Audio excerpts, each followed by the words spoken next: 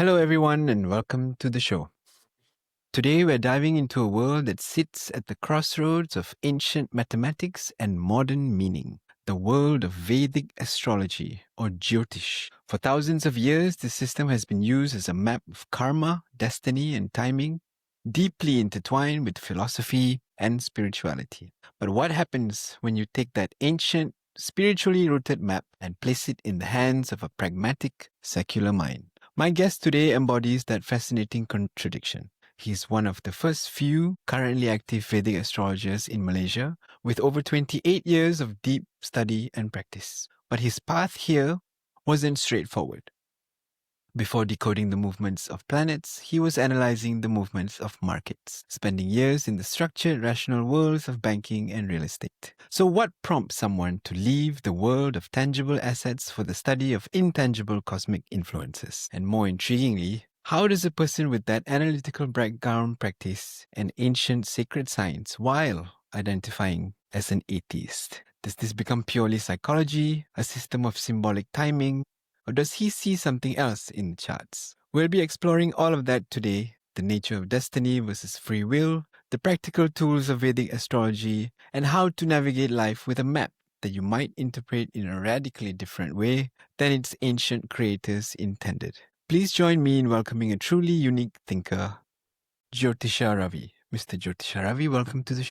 Thank you very much, Vinod, for inviting me. I appreciate it so much. So it means a lot to me when folks sit down and speak to me because they take time out of their lives. And because I've known you for a few years now, there's a lot of respect. So thank you for being here. So we'll dive straight into it. How did you get started with Vedic astrology? Okay, thanks for introducing me, and I appreciate it so much. Now, just to let you know, I came from a background without formal astrological knowledge. So in the early 90s, when I was when I was working as a stock trader, I did lost a lot of money at that point in time, especially in the somewhere in 1994 middle.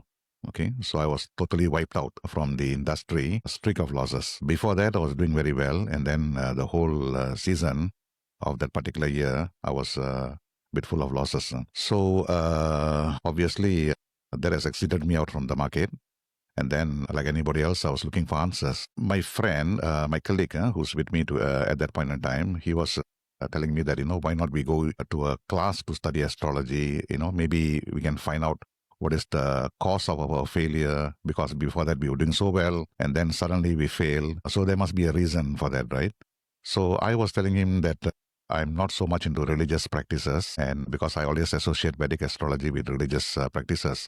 So I told him I'm definitely not, because I'm basically an atheist. Okay, that means atheist is a person who doesn't believe in God. And so how do I fit into this kind of classes? And then he told me just follow him, and somehow or other we managed to go for the classes, because the need to find out the cause of my failure was more than anything else at that point in time. Okay, so I went for the classes, and then I just couldn't understand the whole study subject at all, because it was too complicated for me and too divine-like, for me. Right. All right, at that point in time, because as I mentioned to you, I did not have any kind of basic, and astrology is something that is totally bizarre for me at that point in time. Right. Okay, before that. So what actually happened was, in the classes, we were, as usual, we are a group of people who are not, not paying attention. We always sit at the back there, It's like in any school also, for the matter. So at the back there, I managed to meet a couple of friends, and one of them told me, why we need to go through this kind of arduous process of learning astrology. At that point in time, in the early 90s, there was some, what they call programs that are available, okay, new in the market, right? Why don't we accelerate our knowledge by learning the program more faster than the traditional way of doing learning astrology? Programs, you mean software? Softwares. Right. So it is quite interesting, because we were really looking for answers, right? So what actually happened is, the friend of mine went to found out the course, and it managed to get the person who's doing the program, and the entire cost came to almost about $400. Sure. Okay, so we were thinking, is the need to buy that or not, because it is $400. Converted in Malaysian ringgit, that's about 2,000 ringgit over. So, we came from business background. So for us, that is not something that is a very difficult process. So we just took the risk, because our whole life is taking risks, right? So we bought the program. hoping that it'll be helpful to us now. All right, because I couldn't understand the traditional way of learning astrology from chapter 1 to chapter 10, the kind of things. I don't fit into the kind of things. So we were hoping that the program will help us a lot. And then we bought the program. And then what we did was, those days, it came in floppy disks. It's not like nowadays. It came in floppy disks. So what actually happened is the friend who introduced me this program told that, I'll make copies and then I will try to distribute to our other students, fellow students. Right. Okay, for a fee. Maybe we are charging about, say, US $40 for a program. So we make copies. So he made almost about 14 or 15 copies. All right. So it is almost about, say, definitely it's more than our cost. It's about $500 to $600 it works out to be. Okay. So I was not keen at that point in time because I was just looking at this as a way to, to understand things better and see what I can get from there. And after that, making a copy with this floppy disk program, we managed to sell off to all the students who were studying there, who also in the like-minded line. Maybe they also want to find an easier way to study, right? Sure. So after selling to them, we managed to deplete all our stocks except for one or two, that is what's left. All right. So actually, to look at myself, I was still not keen at that point in time to even take the extra one. It was purely business. We bought for $400 and we are trying to sell it for $600. And if at all there's anything that's left, then probably I'll look into it. And true enough, the last copy was actually just left without takers. I end up what they call taking that as what they call as a guide, okay, for info. For the Vedic astrological world. So it is from there my interests grow because there's a basic program. At that point in time, it's a very basic program. But of course, nowadays, there are a lot of sophisticated programs. Those days, it's a very basic program. It is that incident has opened up a lot of what they call understanding on astrology, Vedic astrology. And then basically, it's not for the person who's supposed to take that extra piece of floppy disk that actually I had, I wouldn't have gotten it now because it was purely for the sale purpose, not for me to have it also, because I lost interest. So it ended up in my table. So in a way, it was accidental. Then secondly, we set the program at home, and then we start understanding the whole thing. And we realized that, it is actually a very important understanding on astrology because it gives you a very different perspective from what actually I'm learning from the teacher that actually I've learned. Right. Okay. And then while in the process of understanding further and further, then a group of friends told me that let us go and see some fortune tellers, astrologers, Sure. to find out what exactly, because we are going so bad financially. And then we met a lady and she's a Palmese, and I remember what she said. She told me that, eventually one day you will be doing the profession that I'm doing. So that is also another surprising thing. The first surprise is I did not plan to have that diskettes, the floppy disk with me, and it came to me. And then the second thing is this lady has reinforced my understanding that, that I will be an astrologer. All right. And then after that, thirdly, while I was going through this process of getting confirmation, getting validation that I'll be an astrologer, and with this, what they call understanding on the astrological from the programmer, there was another friend of mine who told me to come to his house and meet his father. The father passed on actually now. So I met his father. I do not know for what reason. He just told me, my father would like to meet you. And to my surprise, he's in Banda Utama in Damansara. So I went there out of courtesy. And to my surprise, he was talking to me and he found that I'm fumbling about astrology. So because I do not know anything about astrology, I just pick up bits and pieces, right? As a new novice, you are just picking up bits and pieces. And then he automatically decided to give me a set of what they call very old astrological text books, that is my treasure nowadays. Okay. So it's given me that kind of confidence that he asked me to take it. And that has been passed on to his grandfather. Right. Okay, in English. That means some of the editions I look at is 1912. No, 1912. It's a revised edition some more. Right. Maybe it must be written in the 80s, the 1880s or 1890. Right. So it is a revive. I don't know how many times they revise it. So it's a very old text. Now that was magical. And that is the, what they call, that is the piece of information that I have that I think I'm so much better than many other Vedic astrologers in this town. Right. Okay. So that is my astrological entry. So basically, what I'm saying about myself is I'm an accidental astrologer. I was deep dive. I was driven to that field by the diskettes that were unsold and got into my hands. And then this lady came and confirmed that I'm doing her job. And then suddenly, with out of nowhere, this person who doesn't knows me at all and just passed on the entire 7 set of astrological notes, that he had, and given to me some books, in the form of books, very ancient books. And that is how I became an astrologer after that. Wow. So it was the combination of the right tools, the right time, and the right person. Yeah, true. So that's how that's how I came into astrology. The software that you were speaking about, was that endorsed by the teacher, or was it a tool you? No. At that point in time, it was a new. People don't really believe in software. I'm talking about the early 90s, Sure. right? So they think it's all this, very basic, and and because people couldn't understand that the internet era actually bring about softwares and this kind of learnings into a software. So they were still fixated in the old school of thought, where you must go through proper guru, proper books, and you must be initiated by them. So I came a bit different from them, and that is my journey now. So basically, I am actually an accidental astrologer, a Vedic astrologer. Oh, fascinating. All right. Yeah. So now, to set the stage, Yeah. for the listeners who are completely new, how would you briefly explain Vedic astrology, its core principles, where it came from? How is it different from Western astrology? Yeah, Vedic astrology, basically, the Indian Vedic astrology, we use the sidereal system, right? Okay. I'm sure you heard about it, huh? And the Western astrologers, they will use the tropical zodiac system, right? That's the difference. Okay, what is sidereal system? Sidereal system is very simple. On the day when you are born, at the time that or the time when you are born, and also the place you are born, the locality, we will look into the ephemeris. Ephemeris is Panjangam. Okay. Okay, we look into the ephemeris and to plot the planet positions and the star positions. So that is real time. So sidereal system is basing on real time of the positioning of the planets, okay, at the time when you are born. Okay. All right. Whereas the tropical zodiac system, which is used by the Westerners, they use the solar sign, sun sign, and it's based on seasons. Okay. Okay, it's based on seasons, and of course, it's not based on real time. So that's the difference between Western astrology and Indian astrology.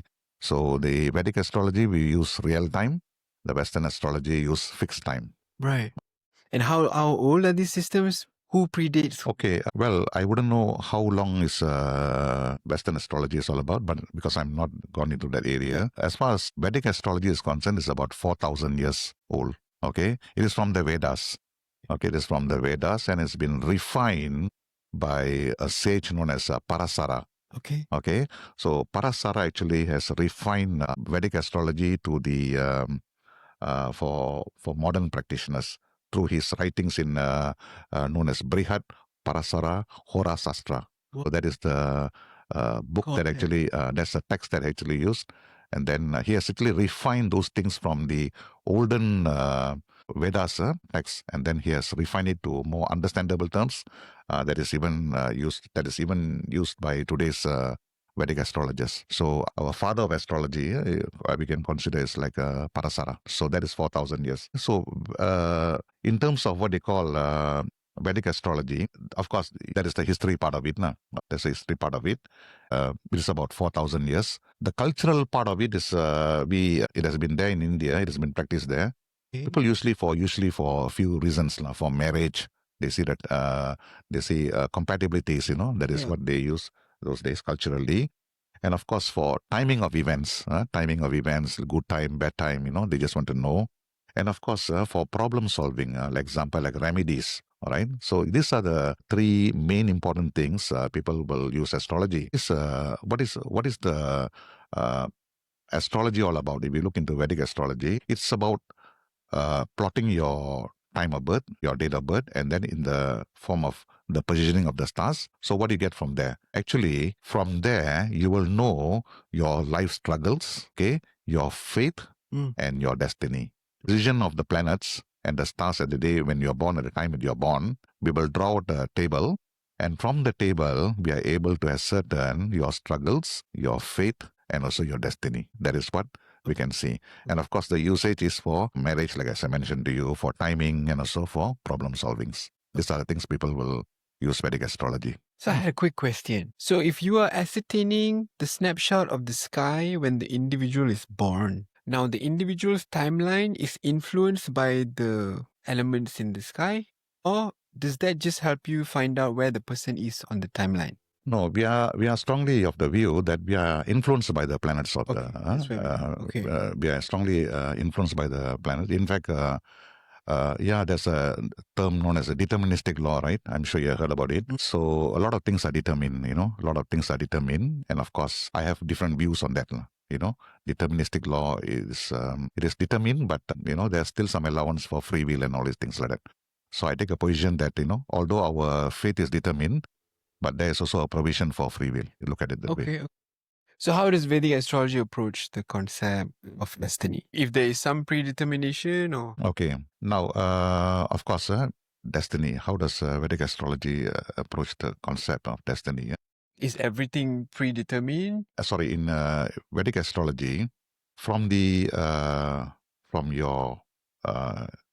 birth charts, okay, we can say that everything is more or less like determined.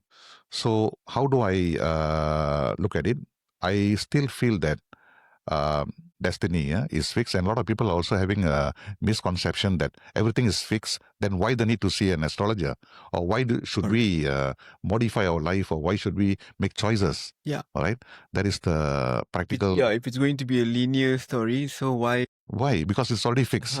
You're going to die this today, and tomorrow's such thing is going to happen. Day after tomorrow, you're going to get a work, and then later you're getting married, and all these things are actually it's already fixed. So why the need to actively participate? Because it's everything determined. Okay, now of course I strongly believe that's free will. Okay, I strongly believe in free will, and I strongly believe in determination law also. Now, there are many people has got a lot of views on free will. So I think you have got a separate view on free will. I have a separate view on free will. Like how people have views on religion and spirituality. So there's a long debate on that, So a lot of people have got different. There's no fixed answers for that. Okay, say we talk about some important personalities in the world. Sure. Okay, say we look at Albert Einstein. So I think he's more credible. He also spoke about a subject on free will. Albert Einstein also spoke about a subject on free will. To him, free will is an illusion. Okay. That means he rubbish free will. You can talk anything like, you can say that free will, through free will, you can change your fate and all this. For him, it's rubbish. And for a credible person like Albert Einstein, it is actually a very, very strong message to say like that. It's an illusion.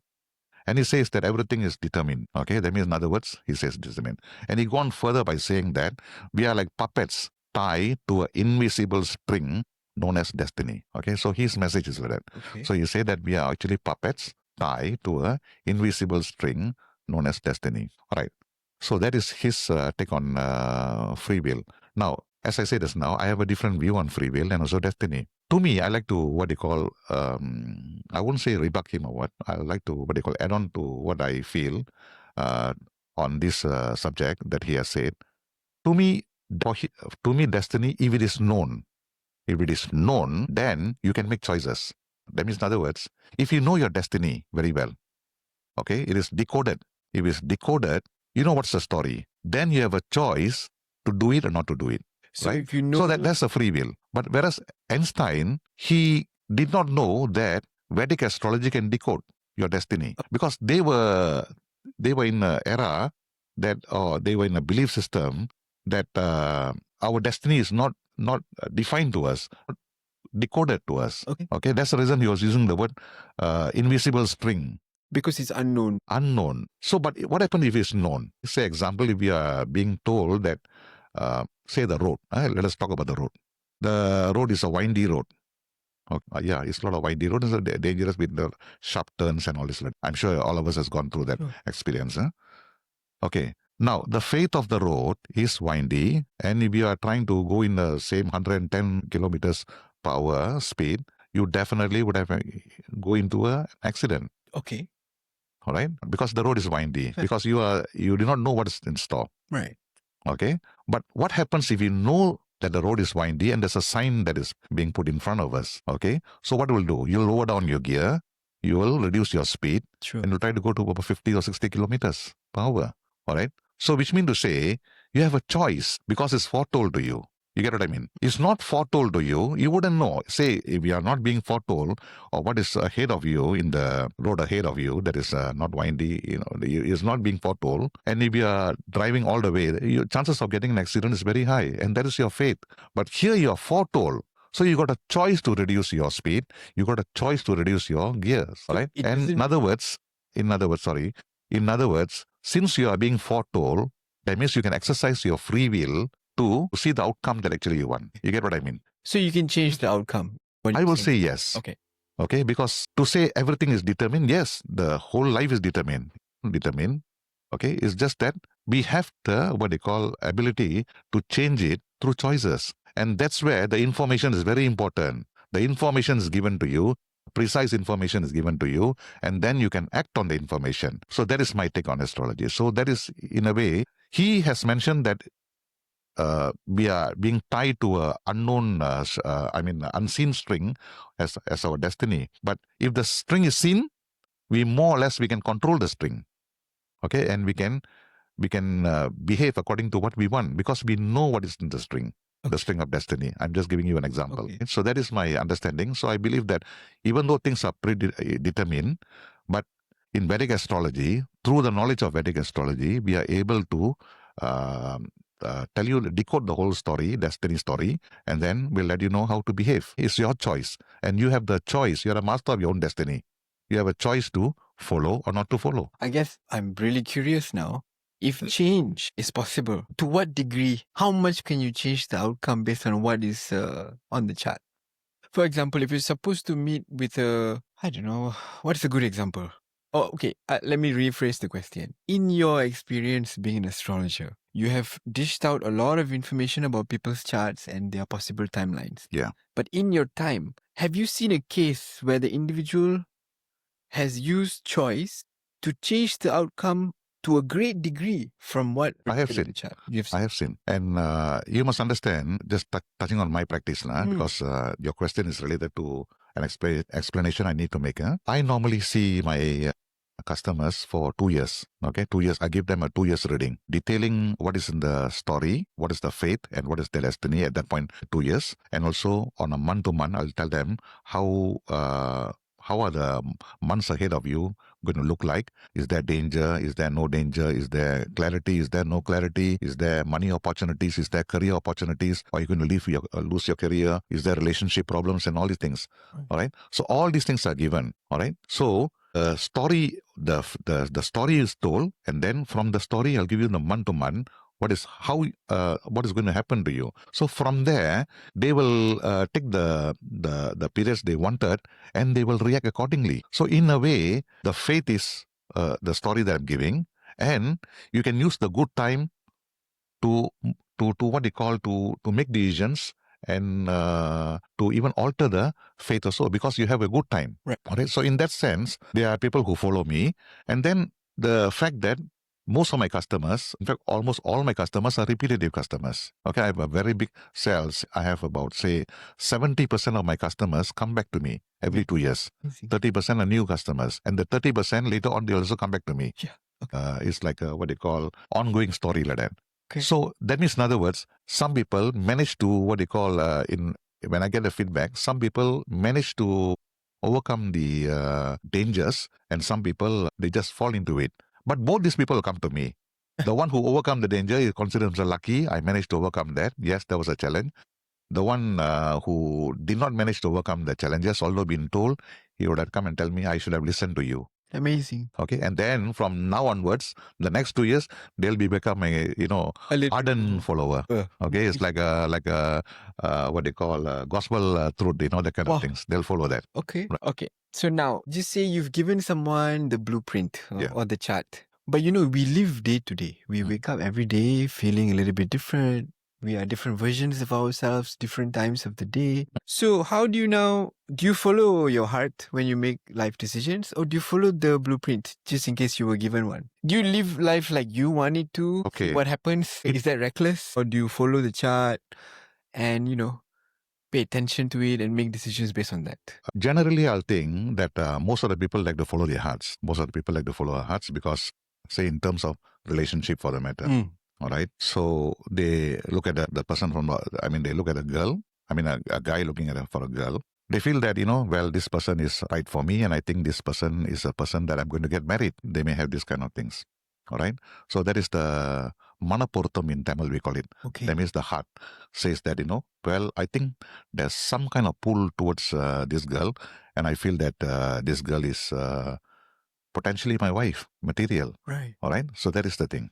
But then, in this information age, we want to know more.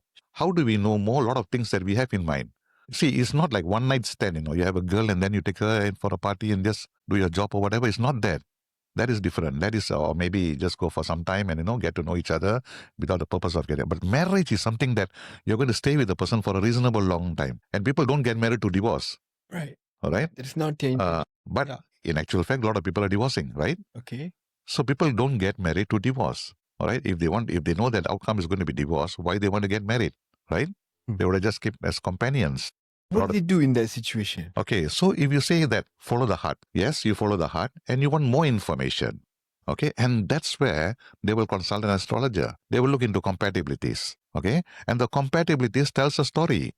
Okay. Tells a story that is more than what actually you want to know. Okay. It's so powerful. Compatibilities Porutham is very, very powerful. Okay. But a lot of astrologers will not talk about it because it is not something they want to go, being nosy or whatever. They don't like to go further, but they'll just touch base.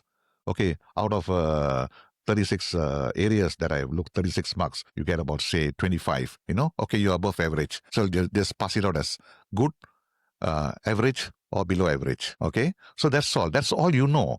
But if you really know about compatibilities, that is opening up a Pandora's box, Okay. Do you have not Yes. that one? Okay. Now I'll tell you one thing. Okay. Do you know from the compatibility table, you are not only looking at that compatible of the person through the points, general compatibility, but you're also able to get two things out. Okay. The quality of the relationship, the direction of the relationship, and also the sexual quantity that you're going to have actually can be determined from the planets. People don't ask. People don't ask. Okay. That's why marriages fail. Because initially everything goes on very well. But eventually things fail because the quality is not met and the quantity is not met as well. And the satisfactory level is not there. And maybe the direction is also not... Yes. So because of this, a lot of people fail. So if they were to take additional precautions or additional understanding on that person, probably they will have a better knowledge for the both people also, or maybe they can work on how to improve that particular areas that actually it is determined as not good. Yes, that is free will again. Okay, here we go. So it's here all about Vedic astrology is very modern. Vedic astrology is all about free will. So a lot of people doesn't understand because you know why? Astrology premises on prediction, prevention, and also prescription. The 3 P's are there. Fascinating. Okay. So a lot of people think that astrology is actually deterministic law. No, it is deterministic, yes, but it also gives you an allowance when it's a good time, when it's a bad time, and for you to exercise your free will. Okay, so do people come to you specifically for the compatibility module, like to know more about their future? Okay. And do you give them the full story where, all the pertinent information is included? Okay, now... We can circle back to this question. It's okay. Yeah. I talk about that. Okay, as I mentioned to you, most Vedic astrologers will not do that because most of the Vedic astrologers, they will just give you a mark. Okay. Yeah, you mentioned earlier. What is the compatibility? They'll give you, yours is 60% matching. So it's okay. Then yours is, 75%. Very good. And then some people are 30%, some people even 15%, So usually people use the 40 as a benchmark, all right? 40 as a benchmark, and very much below 40, people reconsider, all right? Okay. That means, in other words, they will just reconsider. But without what reason they are going to consider, because why the astrologers will not tell you. Okay, now, let me explain to you. This is very interesting because you asked this question. I'm giving you an insight of astrology on the compatibility. Now, there are altogether 12 areas of compatibility that many astrologers will use. Some they use 10 areas of compatibility. Some they use 12 areas of compatibility. I use 12 areas. All right. Among the many areas, there are 2 or 3 that is very, very important. So one is known as the Rasi Porutham. Okay.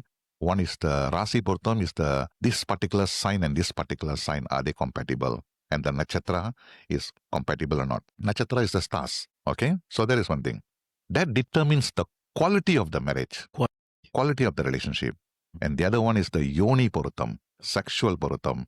That determines the quantity of the sexual, what they The call sexual act. chemistry score. Yes, sexual chemistry, yes, right word, and also the quantity. That means, in other words, whether are they frequently having sex or not, or they don't understand each other sexually.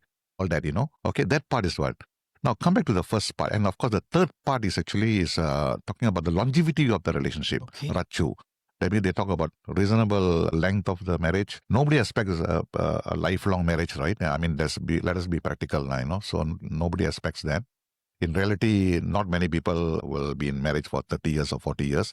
Some pass on, okay? And some, due to whatever reasons, later they divorce or whatever at a certain point in time. But you need a reasonable kind of a support system that says that, well, this relationship is going to be reasonably long. Yeah. Okay, so they will look into Rachu. So these are the three main things they will look into. Now come back to this Rasi Porutam, the nakshatra, and also the nakshatra means the stars, and also the sign. Okay, now that is very important because it shows the direction of the marriage, direction of the union of these two people. I'll give you. Okay, for example, it tells you whether is the relationship heading towards happiness or not. That is important because marriage is all about happiness. Okay, the bare minimum. Okay, that is the best. Because happiness, agreement, all that. That means, which means to say, even they have misunderstandings, but generally the marriage is, they are happy with each other. Okay. That is important because that is also very important. But then there's another one is unhappiness. Okay. And then there's another one is sorrow. And then there's another one misery. You see not? So the direction of the relationship, okay, can also mean sorrow, unhappiness, and misery. Yikes. So these are real direction. Yes. That means, in other words, sorrow. Sorrow is a very bad thing. Sorrow means, that means really you are. But that exists. Yeah, of course. Okay. Plenty. If no means why people are divorcing. All right. All right. All right. So unhappiness. You hate the person, maybe snoring habits, or that kind of things. Or maybe the person brags too much. You hate the person. Okay, these are examples. These examples. Yeah. So you can know the direction. A lot of people doesn't, reveal to you. So you know the direction because this is all determining the quality. So as I mentioned to you, happiness, unhappiness, misery, sorrow, all that. Then there's another area. Weather also indicates whether they're able to create wealth or not. Okay, wealth creation. Wealth creation. So some people, they'll be financially very good or they will be in a very good career. And after getting married, they may even go down or go up financially. So some also can show poverty, heading towards poverty. Because of a poor match. Because of a poor match. Wow. All right. That means, in other words, one person tend to spend like nobody's business, and one person, will also be like that. So what actually happen is their funds will be depleted. Yeah. Okay. They'll be end up in poverty. So this is also something you can find out before. Yes. So these are all to determine the quality. And then further some more, the quality of children's progeny. So of course, with nowadays, with IVF and technology, I think everybody can have children's line, not like those days, where people may not have children's. But here we are talking about the quality of children's, okay? Whether you're getting good quality children's, whether you're going to spend enough time and good parents for the children's, whether you're going to be a good parent for the children's, can be determined also. Wow. Okay? Or you can be a person neglecting your children's. I mean, in other words, both of you all got married, and then eventually the children will suffer because both of you all may choose to keep on working or maybe, do something else, but neglecting the children's. These seem like very, very important. Yes. But the thing is that many people will not talk about this. You mean the astrologers? Yes. Okay, so this determines the quality. Now tell me, Vinod, okay, beyond, of course, you talk about, say, heart-to-heart purutamna, when you see a person, you make your own decision and things like that. But all these things are not determined. Where's the direction is heading? As I mentioned to you, happiness, unhappiness, misery, sorrow, wealth creation, poverty, children good, and children successful, at the same time neglecting children's. All these things we need to know. So all these things can be foretold. Number one, that determines the quality, and that is from the Rasi Porutam. Yoni Porutam. That is very important. Of course, when men meet a woman, it's an animalistic word because most of the time they'll have frequent sex and they have understanding each other. Over time, can you manage it for a long time or not? Right. Over some, I of course we hear that after a few months it dies off. What they call sexual appetite dies off. There's no warmth in the relationship. They don't touch each other. They sleep separately. These are very common. Okay. Yes, very common thing. Because they don't look into the yoni. What is yoni? Every nakshatra is having a sexual sign, animal sexual sign. Every nakshatra is having an animal sexual sign. Okay, so they altogether 14 animals we use. 14. It's not the Chinese zodiac, that's different. Not this. This is based on the 27 nakshatras that we have, and out of the 27 nakshatras, okay, there are 14 animals matching those 27 nakshatras. Okay.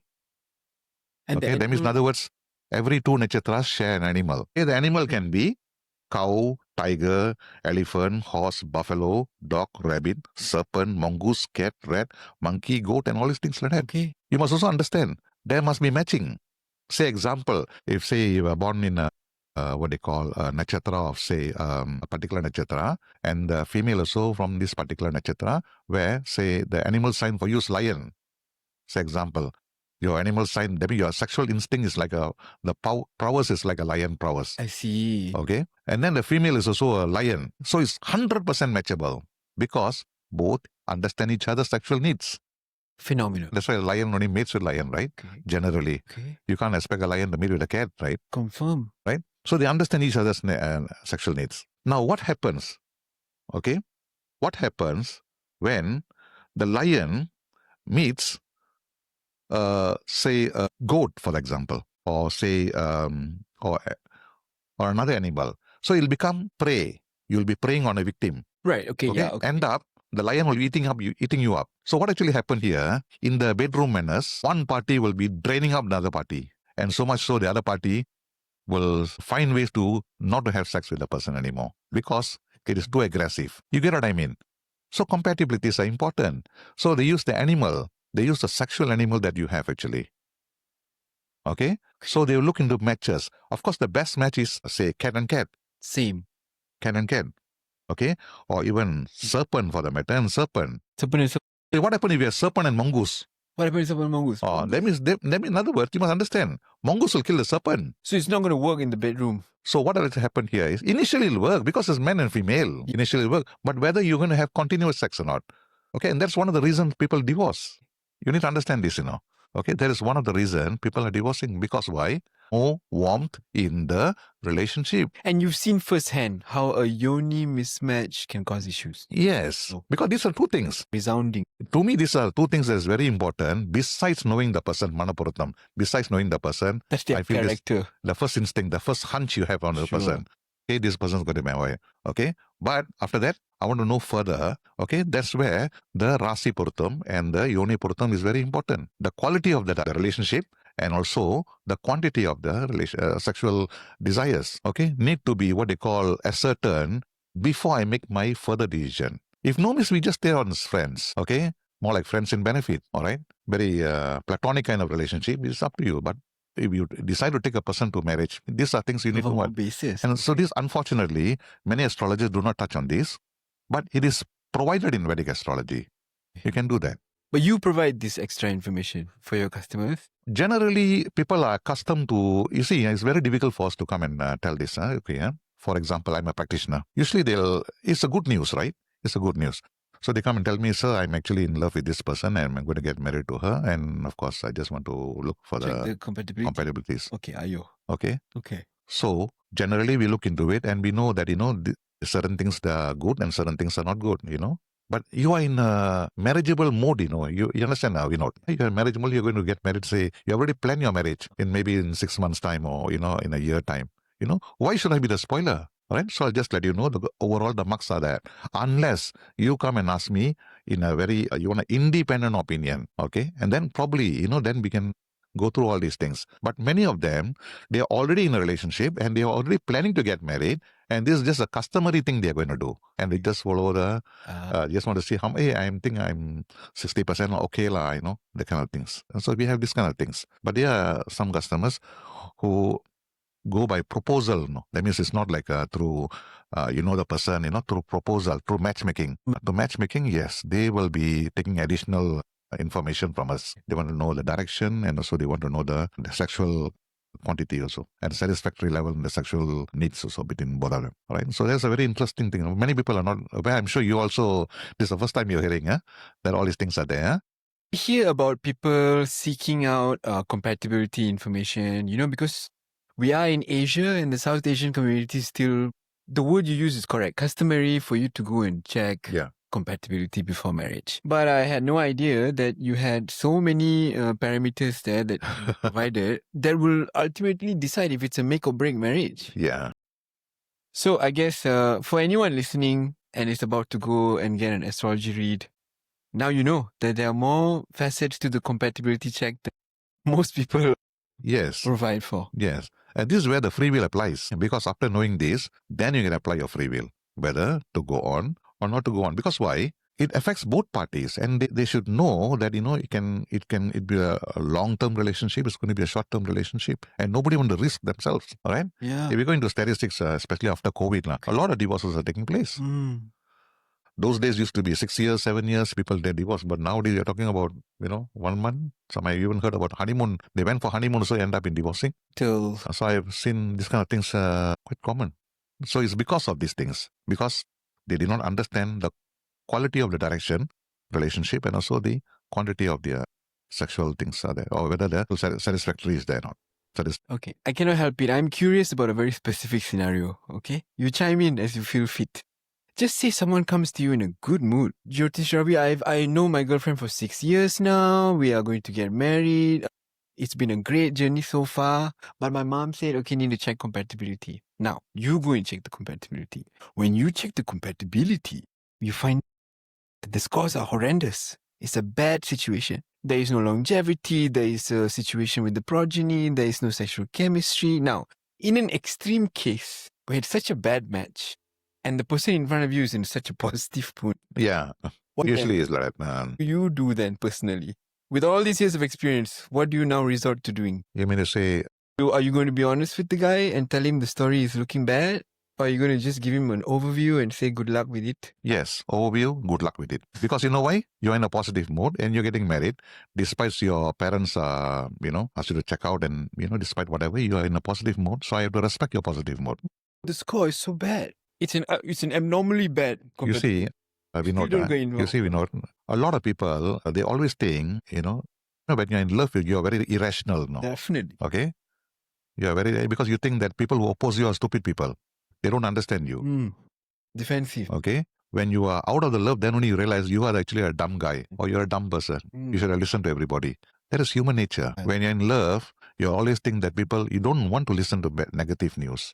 So even whatever negative news I'm going to tell him or her, they're not going to listen because they're in love. Because they feel that you don't understand what I'm going through. Our relationship is different. Probably you don't understand. So they have this kind of mindset. So when these things happen, then of course they'll come and say, wow, I should have listened to you. So it's human nature. So generally, when a person is positive, we play along the line. We just say that, there are some problems. We'll give a very generic kind of thing. There are some problems. You need to work on it. And they may take it very lightly because it is a very casual kind of advice. So they will work on it. They will take it very lightly. But the importance is when a person knows about it and still want to proceed with the marriage. Okay, this is very... Yeah, there are a lot of people want to follow their heart. Yeah, a lot of people, yes, yeah, right.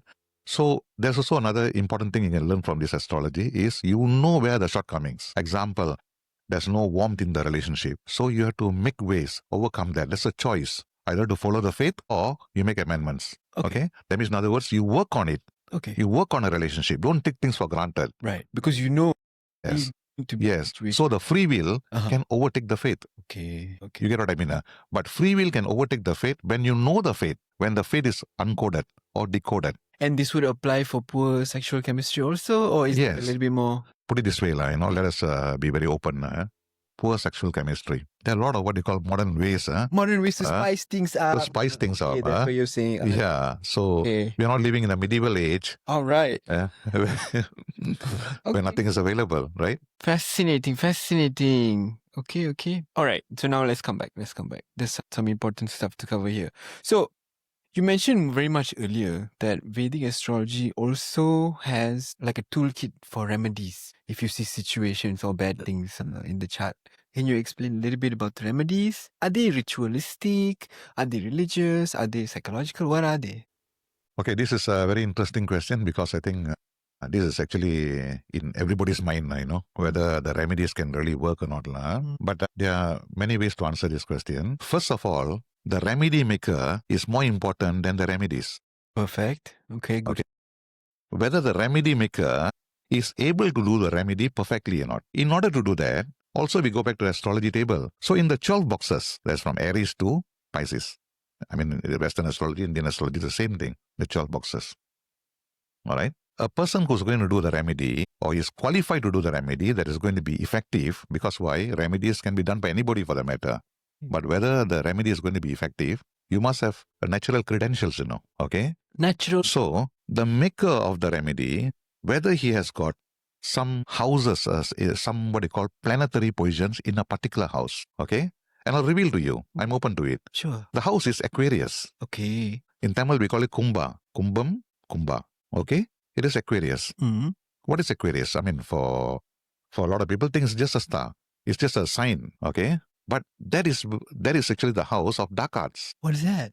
Okay? People who are going into Dark arts. or tantrics, people are going to the mystical side of all. I think this is the mystical house. Yes, esoteric stuff.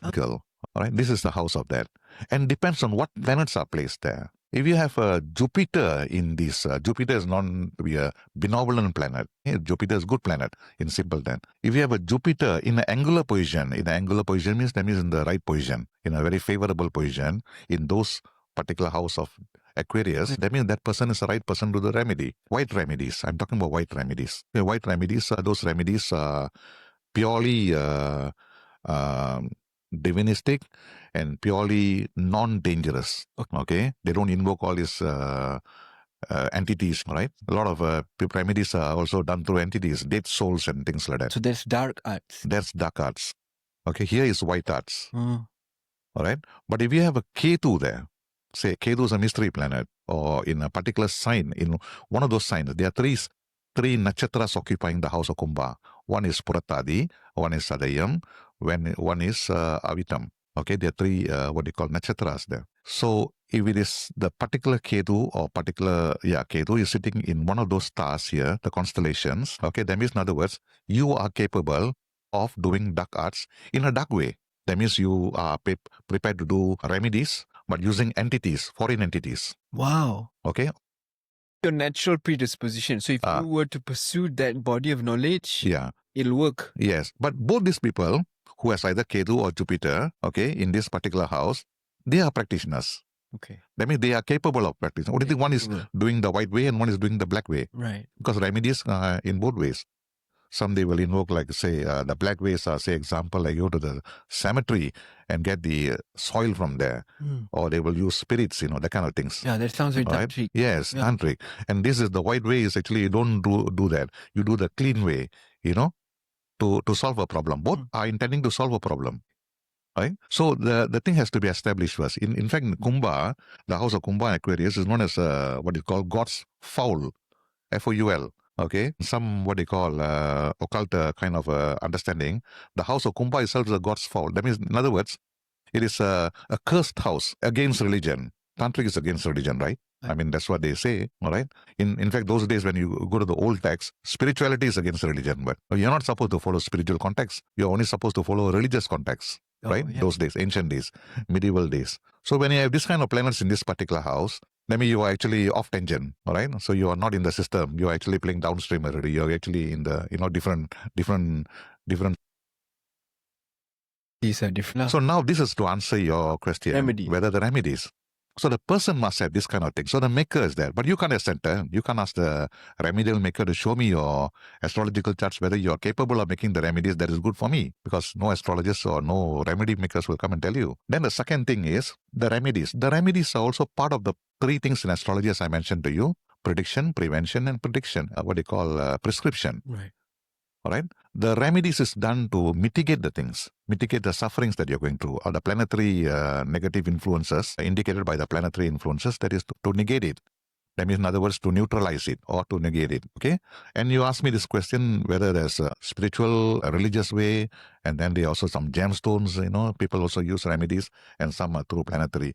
It depends on the lineage of the astrologer. If he's a religious astrologer, he will do the yakya, that is putting what they call doing homa in front of the fire and all this, right? He will do the religious way of remedies. Okay, and for a person who's not so much into religious, what they call prescription method, they will use the what they call gemstones, okay, to add on the strength or to reduce the strength or to what they call to solve the problem. Some gemstones, for example, like yellow sapphire, blue sapphire, diamond, all these are gemstones. Okay, red coral and all these things. Then for a person who is not into gemstones or not into yagya or not into, they'll go into planetary remedies. That means they know how to decode it. So decode it. Like example, like a planetary, a bad planetary effect is actually impacting the person. They will attend to that planet and try to reduce the impact through planetary remedies. They call it through another way of remedies. So there are three kind of remedies. One is from the religious perspective. One is from the gemstone remedies, and one is through the what they call planetary perspective. And the religious is some is totally white and some is totally the black things. Splits over there. It splits over there because they use so many things negatively to create the results that they actually wanted. So there's no difference in outcome if you choose the white or the dark way. As I say, the remedies are effective because it all depends on the maker. Who you're seeing. The maker has got the qualities to do the remedies or not. Right. That's what I was telling you. You must have planetary positions in the house of dark arts. Because remedies are something, this kind of remedies are generally, because you must understand in medieval time when the astrology was created 4,000 years ago, generally they only succumb to religion. They don't really, because the Vedas is all about religion. So their mindset was different at that point in time. So all these things are, they call it like God's fowl. Or this house is a mystical house. It's like what you say, esoteric house. All these things are not so in line with the mainstream. So they have this kind of mindset.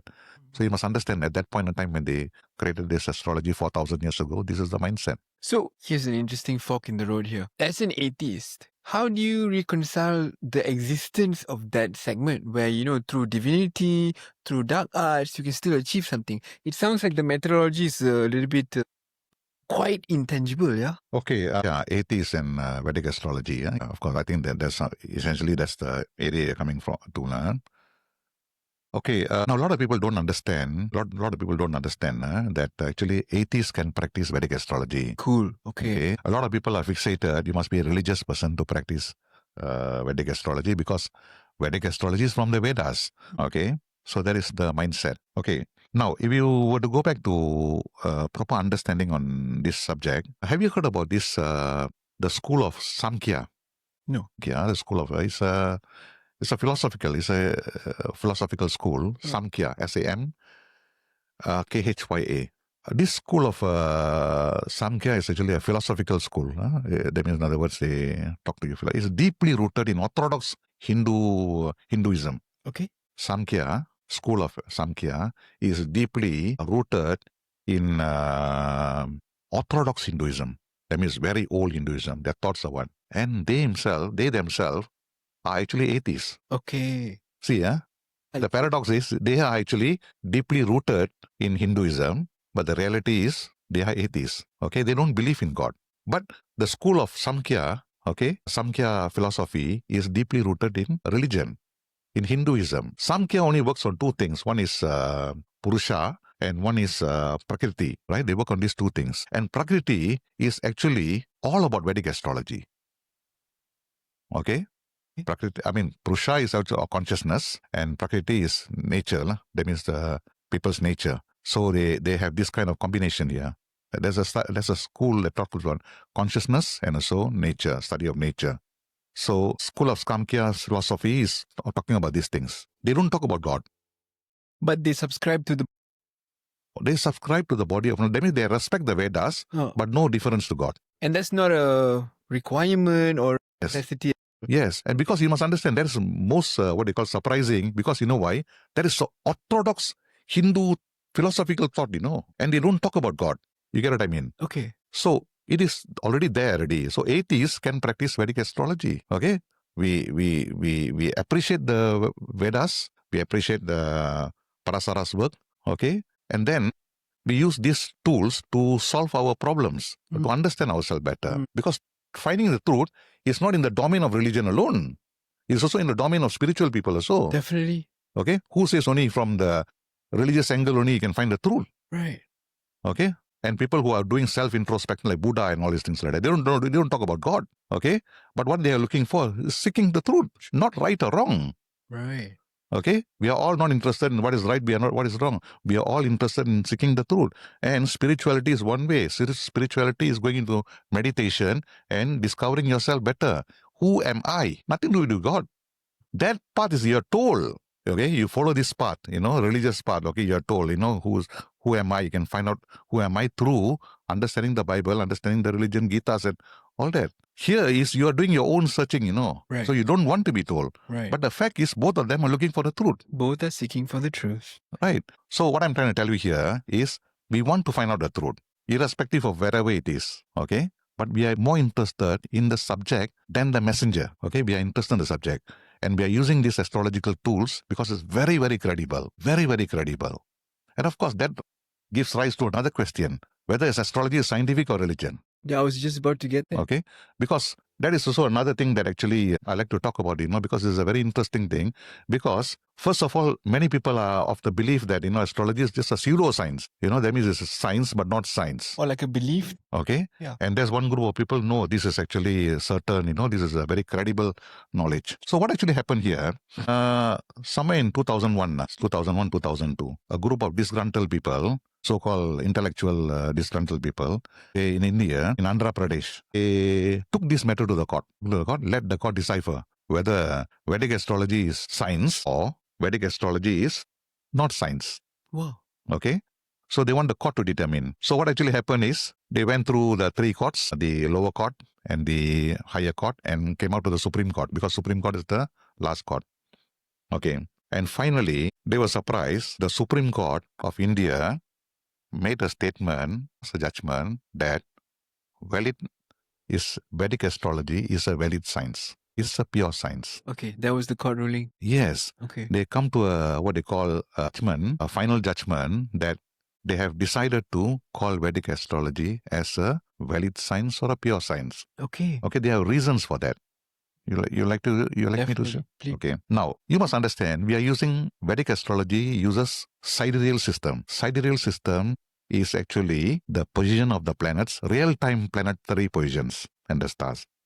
Okay, given by the astronomers. Okay, so the real time is definitely has to be given by the astronomers. Yeah. Okay, so the astronomers give information for navigation purposes, for GPS that you're using, the positioning of the planets, all these things, the position of the everywhere. They'll give you the timing. They give you the position, the accurate positions. Okay, now they also given the information to the astrologers in the form of ephemerics, they call it. Ephemeris, all right? So, and the astronomers who did this, what they call nakshatras positioning, are known as, have you heard about Aryabhata? Yeah, it rings a bell. Okay. Have you heard about Brahmagupta? Mm-hmm. Okay. Have you heard about Varahamihira? These are all ancient Indian as mathematicians turned astronomers. Okay. Mathematicians, astronomers. Okay. So they are the one who are deeply giving this information of the position of the nakshatras to the astrologers in the form of ephemerics. Okay. If what they do is science, definitely what they're giving is science. So they are passing on a data set. Okay. So that is number one. Number two, why they have come to a conclusion that is science. Okay. Now what is science? Science based on two things. Science is not 100% accurate. Science is just based on two things. One is basing on empirical evidences, and one is basing on theory of probabilities. This is how constitutes science accuracy. That means they have a data set. Okay. And then the theory of probability has to be very high. And then they'll come out with the scientific finding. And that is accepted by the community. Say we talk about medicine. Okay, we talk about medicine. So there must be an empirical evidence, database. Okay, and the chances of success, and with surpassing a certain percentage, and then it becomes science. Then it becomes medicine. What is the best medicine discovery ever done? I mean, I'm anti-pharma, so okay, maybe I'm going to say some of the vaccines, something useful. Penicillin. Penicillin, sure. Penicillin is always known as the best medical medicine discovery. Breakthrough, yeah. Okay, breakthrough, those days. All right. So, how long is the what they call empirical data of a medical modern medicine? It's about 200 years. because modern medicine developed in 19th century and 20th century. Sure. 200 years data, okay, they have done. And then the percentage of success. What is the percentage of success? The best discovery here is about 85%. Sure.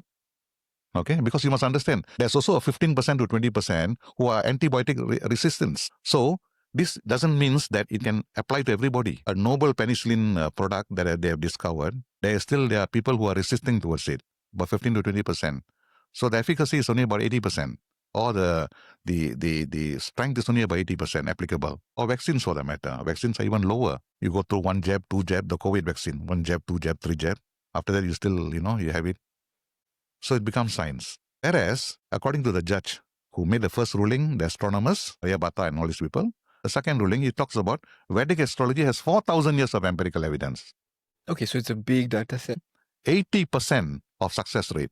Measure that. Yes, because why? Vedic astrology, okay, they have 80% success. A good Vedic astrology, exceeding 80% success. I mean, in its predictions. Yes, in its predictions. Whatever things that's foretold is almost 80%, is more than 80%. I personally feel that mine is about more than 80%. Okay. Okay? I personally feel that. Okay. And it has got empirical evidence. It has got theory of probability. And if science is accepted at 80% as passing mark, astrology is also accepted as passing mark. So that is the second contention. The third contention is, these are the two contentions, These are the two things. One is developed by astronomers, and we are following the sidereal system. And secondly is we are what they call empirical evidence and theoretical probabilities. So this make it science. And then in 2011, they already come out with a verdict already, that astrology is a pure science. In 2011, a group of medical practitioners, they were not happy. Again, so they had some issues with the medical pharma-related things, and they also brought up to the Bombay High Court. Although they know that actually a precedent has been set by the Supreme Court, you can't go against it, right? They went and brought it up to the High Court. Why did they bring up this topic? Because they are still not happy. They still feel that astrology is a pseudoscience. And they feel that the lawyers who have defended the plaintiffs did not argue the case very well. So they gave it a second shot. Second shot. Okay, then? And they were told to shut up. They had to follow the ruling. Okay. After that, nobody has ever brought up this matter again. So again and again, I'm telling you, there is a legitimacy that Vedic astrology is a pure science. Okay, this is interesting that at a legal level, this was discussed and put through the motions in India. Do you know that if India as a nation uses this tool to of plan course. their... Mr. Vinod, do you know, I want to ask you this question back. Do you know many universities are offering certificate course, degree course, master's course, and even a PhD course in astrology? Formalize it. In Vedic astrology. Vedic astrology. And also, do you know in Florida, for that matter? Sure. Okay, there's a Florida Vedic school. Okay. Do you know about that? And they are offering master's course, and also they are offering doctorate courses on Vedic astrology. But is this body of knowledge used to do nation building things like policy making level, planning, and at that scale? Is it used, you think, for a country that recognizes Vedic astrology like India, There are many types of astrology. Mine is personal astrology. Yours And then personal astrology, that means the relationship between a man and also the planetary above you. Sure. Okay, the sky above you and the man below. That's all. Some people will use it for geographical purpose. Mundane astrology for geopolitical purpose. They will use that. This country is going to with this country for a war. Who will win and all this like that. So they have different branches of astrology. Some are plainly medical astrology. Medical astrology, that means in other words, like when you go and say you have a skin problem for the matter, you can see a doctor, they'll just tell you, okay, the surface shows that there's a skin problem. They'll give you some ointment to apply or something like that, right? That means they're not treating the problem. They see the problem and then they will just address the problem. Sure. And then after the medicine expires, then you have to come back again for a second package. That's how medicine works, right? It doesn't cure the problem, it just treats the problem. I mean, it treats the symptoms. Most of the time. Yeah. So same thing also in astrology also. In medical astrology, they will, from the planetary positions, we are able to tell you what are the problems that you are prone to have. Without even looking at the person, without even diagnosing the person have this kind of symptoms. That means from the planetary positions, we are able to find out what is the actual problem, or what is the problem that you are prone to. So you are given ample time to work on it before the problems surface. Right. Because from the get-go, you will know this. Yes. chart. So you can manage your problems very well. You can reset your life pattern. or change your habits or whatever, or your eating patterns or whatever. So in certain things, so you can also, like example, like that, you are prone to have skin allergy for the matter. So skin allergy, you must find out the cause. You know what causes skin allergy? Stress, sometimes certain seafood and things like that. So you can address these matters in the beginning. So it will not be a problem that is dangerous at a later level.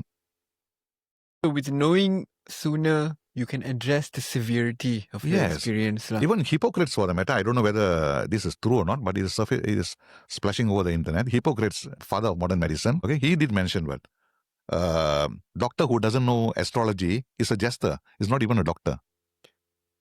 Okay, that's why. All right. So what they're trying to tell you here, in ancient days, they were more knowledgeable on your health problems because they see that from the planetary positioning. All right, because Hippocrates says that a doctor who doesn't know astrology is a jester. That means astrology was there. Can be Western astrology, can be Hindu astrology. So those days they were depending on that to treat the problem. That means to treat the problem. Nowadays they also treat the problem, but only when the things surface only you treat the problem. Right, when the symptoms start to show and the pain is. Here you are actually taking an earlier step, by knowing the sickness in advance. Tremendous. Okay, now knowing everything we know now from today's discussion, right? Now we're going to drill in a little bit into, you've spent a lot of time in this realm. Okay, you've seen a lot of people, a few thousand, ada, easily. Almost 30,000. Almost 30,000 individuals. Yeah, throughout the world. Look at that. And they are all over the world. Yeah. All right. So I guess I want to know, with the insight that you're providing your customers, right? Can you give me a real life example? Sure, I can give you more than one. Yeah, of someone who's made how your reading and your data set has made a big difference in. Yeah. I'll tell you, Okay, these are actual things. I'll tell you 3 stories. I got about 2 or 3 stories, but that are something that's very impactful. Okay, one is a bit negative, one is positive. Which one you want to hear first? The negative first or the positive first? Let's start with the positive one first. Okay, very good. Now, this is a Middle Eastern customer. Okay, it's a foreigner, Middle Eastern customer from one of the Middle East countries. All right. I had a chance to do an astrological reading with the wife of the Middle Eastern customer, who happens to be in Kuala Lumpur. So she was told by somebody that there's an English-speaking astrologer here, and of course they were looking for, and it's a very modern, doesn't talk about God and all this like that. So they want somebody who's an atheist like me, because I got a very big atheist fan compared to the religious fan. In fact, most of my customers are atheists, I suppose. Free thinkers, From all races. All races. So this is a Middle East person. So she came and saw me, and she was very excited with the whole reading because this is the first time she's going through a astrologer, Vedic astrology. And then she was fascinated with my works because it resonated very well with her situation that she's going through. And then she asked me to do a reading for her daughters, who was in UK. Pursuing some studies. Both of them are doing some studies. And I also did a reading for her daughters. So the reason she came and saw me is to do a reading for herself and 2 readings for the daughters. Okay. Now, the next day, she came back to me and she called me and asked me, can I do a reading for about 18 people, 1-8. Asked me to prepare the books. Normally I prepare the book, right? Sure. Before I see, So 18 people. And I say, how long is your stay? I'm going to stay here for plus minus another 1 week. So I divided, maybe per day 3 or 4 books with her. So I divided almost about 4 to 5 days to finish off the 18 books. They are relatives in their land, uncles, aunties. Like sometimes when you go to overseas, they buy gifts, right? So she prepared to use this as a gift to them. Wow, how interesting. So one of those persons is a husband who was in that Middle Eastern country, right, who did not come for the holidays. So I wrote for many of them. I also wrote for the husband. Okay. So in the husband's astrology, I've written that particular period. Remember, I got a set of notes. Remember, the person passed to me the 7 books. Okay. That is my treasure. That is where I get all the information. Your reference. My reference. Yeah. So I went back to the reference and I saw this. So I wrote there, you are a victim of a sectarianism rule. I don't know what is that. You are a victim of a sectarianism sector. That means SECTO. Sectarian. Sorry. Yeah, okay, no worries. Sorry for the pronunciation. Easy. Sectarian. Yeah. Sectarian, not sectorian. SECTO or TARIN. I think sectorian. Sector, because it comes from the word sector. Oh, I see. Okay, let me just check that out. Okay, no worries. Proceed. Yeah. Okay. So you're a victim of a sector rule. So I think the word you're looking for is sectarian. Sectarian.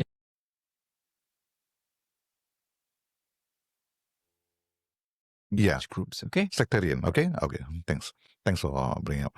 So you're a victim of sectarian rule. Okay. Accusations will be hurled against you. Okay. In the end, you'll be victorious. So- that is the message. So that is from the period of, this happened somewhere in 2015 to 2016. So let us, I'm just roughly, the period is somewhere in April 2015, November 2015. So this is the planet that is ruling you, and this is the story. You are a victim of sectarianism. They use the word sectarianism. Yeah, divisive groups. Okay. And then allegations will be hurled against you. And then in the end, you will turn victorious.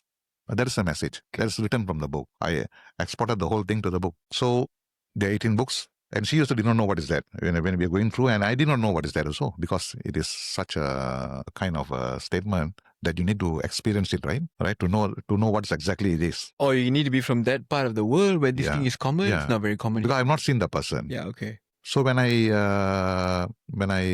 wrote that, okay, so it was nothing so extraordinary, no reaction, and she just took it and she bundled up the whole 18 books and she went back to her country, Middle East country. After 1 month, I received a call from that man, her husband, okay, from the Middle Eastern country. And he called me and he said he wanted to meet me up in Kuala Lumpur. I was perplexed also, because why you want to meet me in KL when I already done the reading for you and you can always clarify on the phone. Sure. Right? Why is there a need to meet me in Kuala Lumpur? Right. All right. So he said, I'm coming down to Kuala Lumpur. I'm only coming to see you for 2 days. We'll meet up in Marriott Hotel at this time and this date. He sent me a copy of the ticket. So I went there. I did not know what to expect. Yeah. So when I went there to meet him in the lobby, and then he took me to the room, suite, and he told me, the reason I'm seeing you is because you wrote these words. He underlined these words. Yeah. He brought my book. So in my mind, I was thinking, so what? So yeah, it's a very clear thing that you're a victim to them. Then only I came to know that he told me he is from a minority group in that particular country. Okay. They have the groups, right? Yes. Ethnic group. Huh? Sure. And do you remember those days the Arab Spring happened? Sure. Okay. He was targeted. Oh. And he's a very high-ranking person. Oh, I see. Okay, a very high-ranking official. He was targeted. Now, where's my story? It You ends are a well, victim right? Uh-huh. of a sectarianism rule. Now, there are a lot of police cases against him. Oh. A lot of allegations are hurled against you. My story. Look at his story. In the end, you will be victorious. That's the reason he came and saw me. He says, since you have predicted so well, I'm sure you are able to unlock the Pandora's box. He asked me to do the remedies.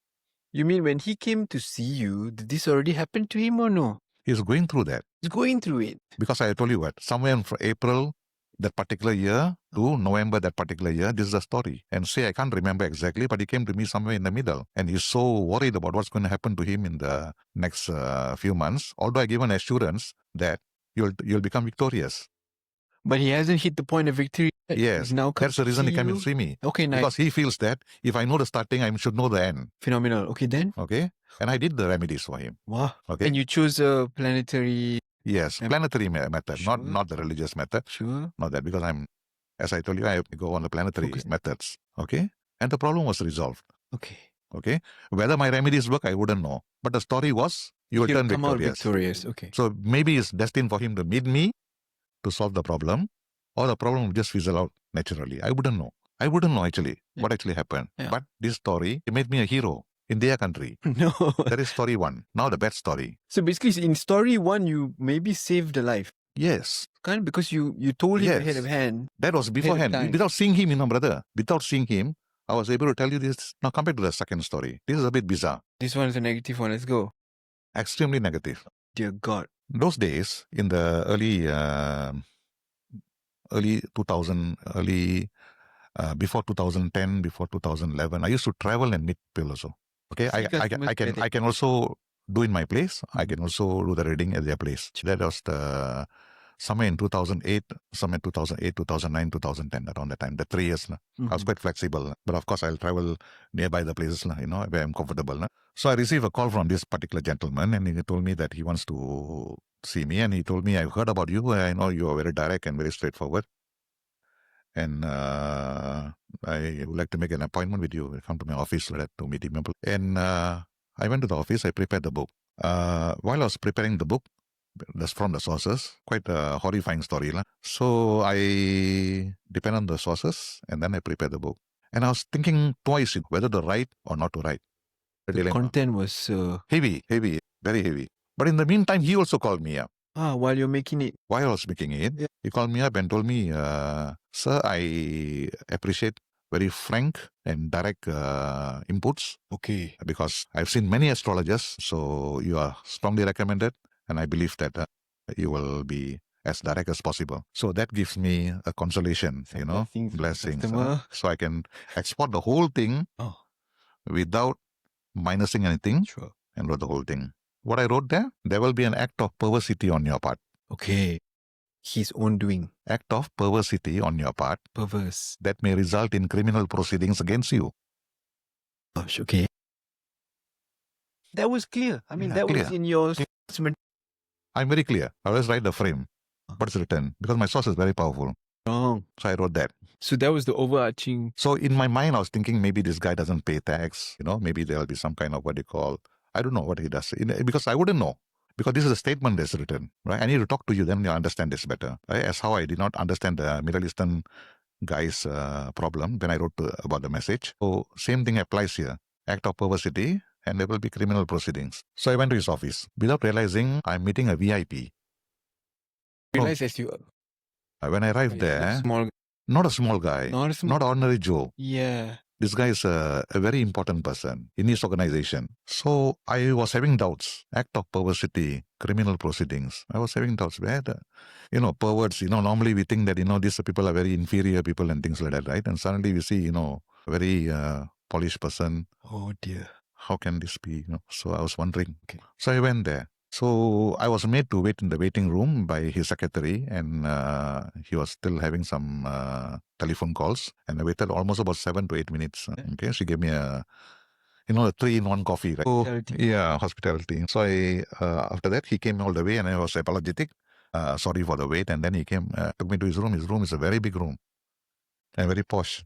And I saw the room, full with family photos. He and his wife, he and his children, all that. It was very much a family-oriented person. But in the back of my mind, how am I going to deliver this news to him? When he's such a hospitality was very good and everything was good. But before I can start, he told me something. Say, sir, let me explain to you the reason I called you. I'm actually in a situation. I need I need to make some very important decisions. So I say, carry on, because it is, you tell me first, and then I'll tell you later. Usually I tell them first, right? And now here's, you tell me first. So he told me I'm going through a relationship problem with my wife. That is a very common thing, because day in, day out, we used to meet these people. Okay. No surprises. Okay. So I asked him, who's fooling around, you or your wife?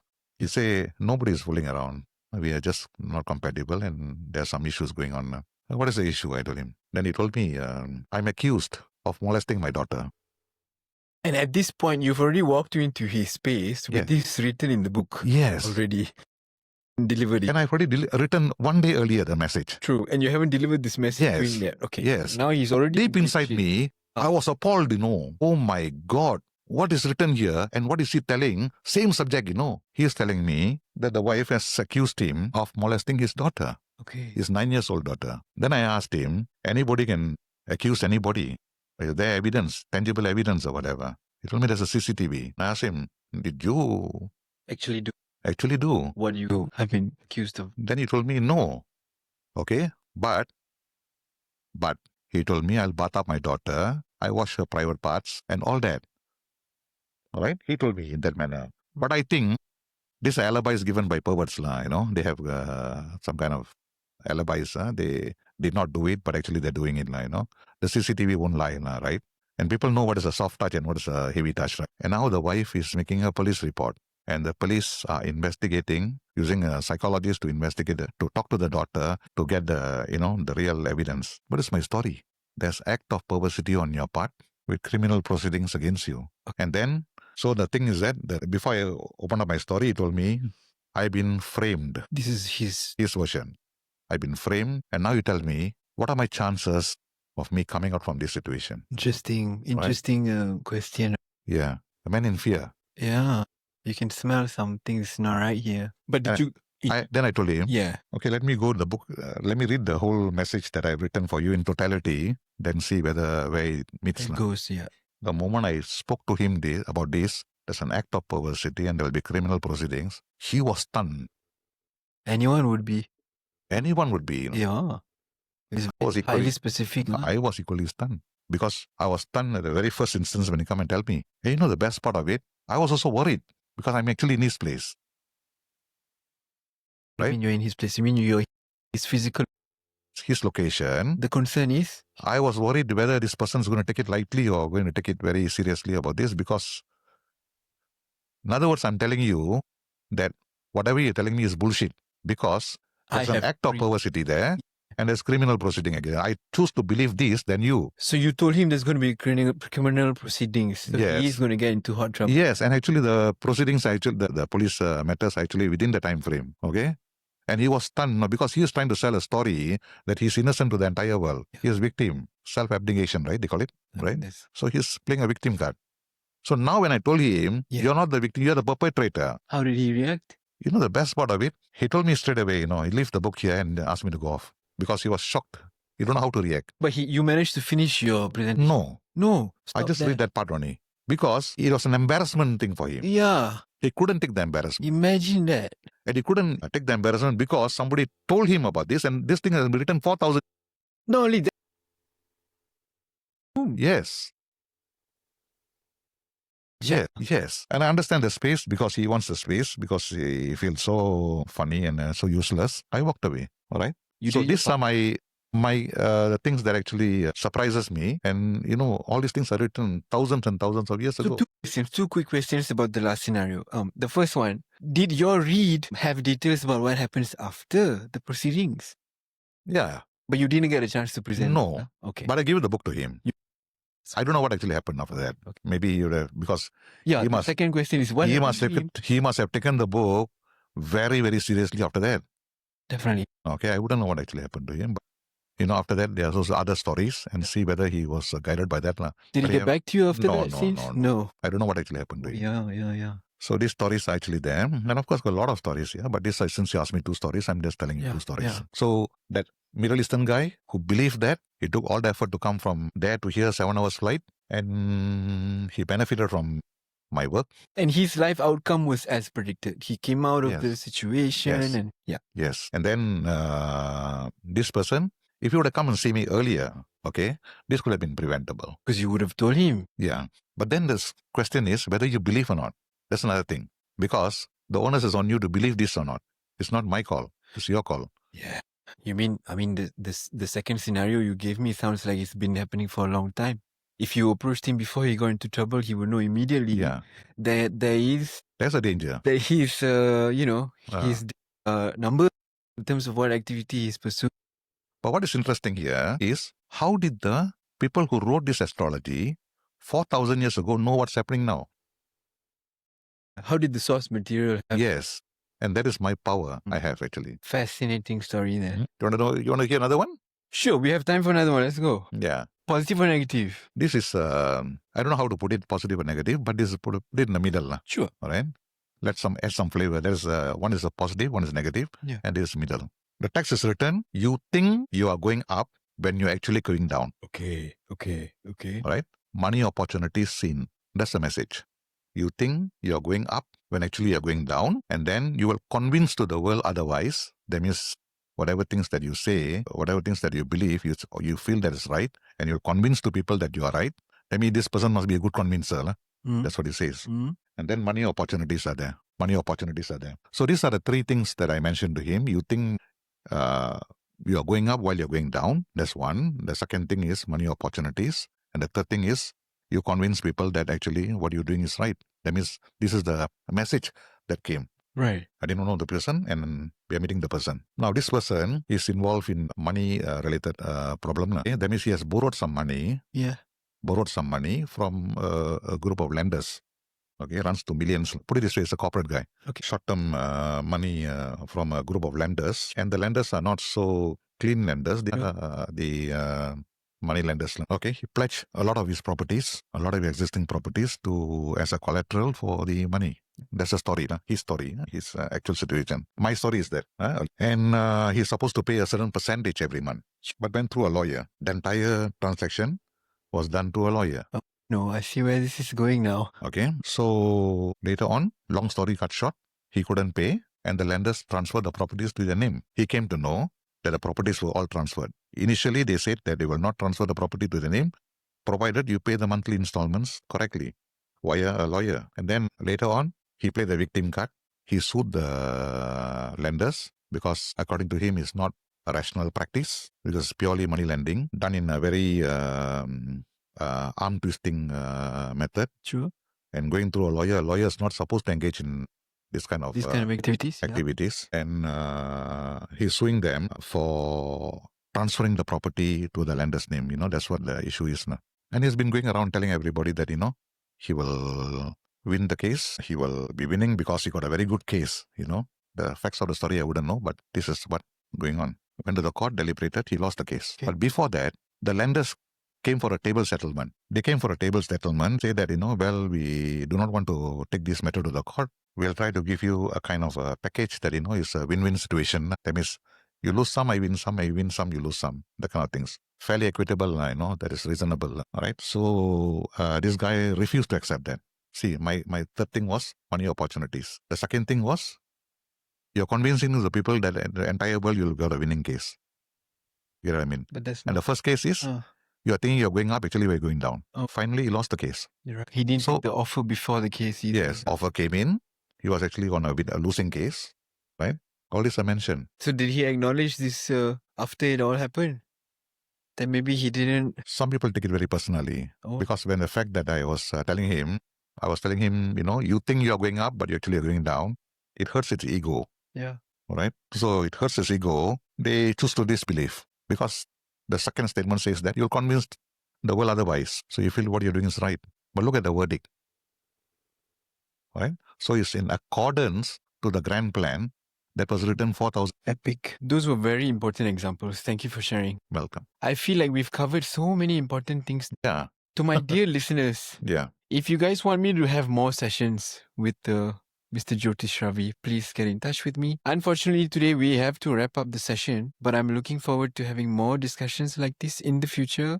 Thank you very much, Mr. Jyotisha Ravi, for being here. Most welcome, Mr. Vedic. Time well spent, and that was really easy. You are a breeze to work with. Thank you for being here today. Thank you very much for appreciating. Yeah.